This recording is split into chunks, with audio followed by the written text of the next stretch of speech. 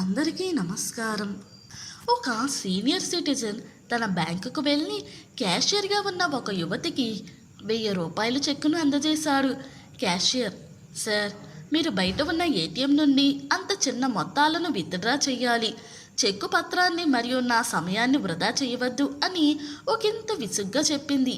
Senior citizen: నాకు 1000 రూపాయలు నగదు ఇవ్వడంలో సమస్య ఏమిటి? క్యాషియర్: సార్, అది కుదరదు. మీరు ఏటీఎంకి వెళ్ళండి లేదా విత్డ్రా చేయాల్సిన మొత్తాన్ని పెంచండి అంటూ మరింత నిర్లక్ష్యంగా చులకనగా అన్నది. సీనియర్ సిటిజన్కు మనసు నొచ్చుకుంది.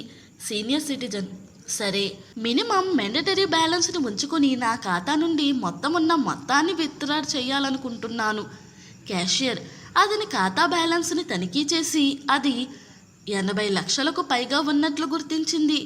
ఆమె ఇలా చెప్పింది: ప్రస్తుతం సేఫ్లో మా దగ్గర అంత నగదు లేదు. అయితే మీరు నాకు 80 లక్షలు చెక్కిస్తే రేపు నగదు ఏర్పాటు చేస్తాం.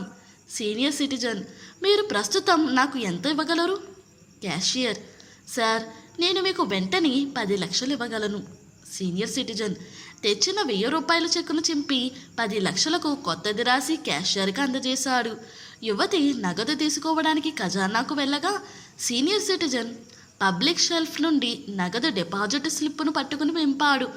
ఆ క్యాషియర్ యువతి నగదుతో తిరిగి వచ్చి 10 లక్షలు లెక్కపెట్టి ఆ సీనియర్ సిటిజన్కి ఇచ్చి ఇలా చెప్పింది: కొద్దిసేపట్లో నా డ్యూటీ అయిపోతుంది, అంటే బ్యాంకు టైం అయిపోతుంది. కౌంటర్ నుండి నిష్క్రమిస్తున్నాను. ఇక్కడ ఇప్పుడే డబ్బులు లెక్క పెట్టండి. ఇంటికి వెళ్ళిన తర్వాత లెక్క పెట్టి ఏదైనా తేడా వచ్చిందని చెబితే నేను తర్వాత ఎలాంటి ఫిర్యాదును స్వీకరించను.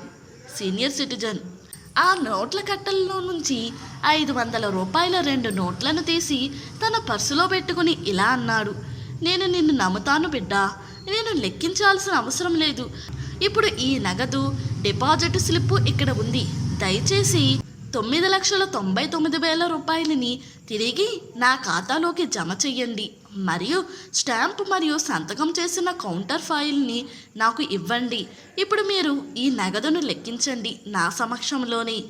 ఈ కథలోని నీతి: వయసులో పెద్దవారైన సీనియర్ సిటిజన్ల పట్ల గౌరవంగా ప్రవర్తించండి, సంస్కారవంతంగా మాట్లాడండి. సీనియర్ సిటిజన్లతో గొడవ పడకండి. వాళ్ళ మనసు నొచ్చుకుని వాళ్ళ అనుభవాన్ని ఉపయోగిస్తే మైండ్ బ్లాక్ అవుతుంది మరి.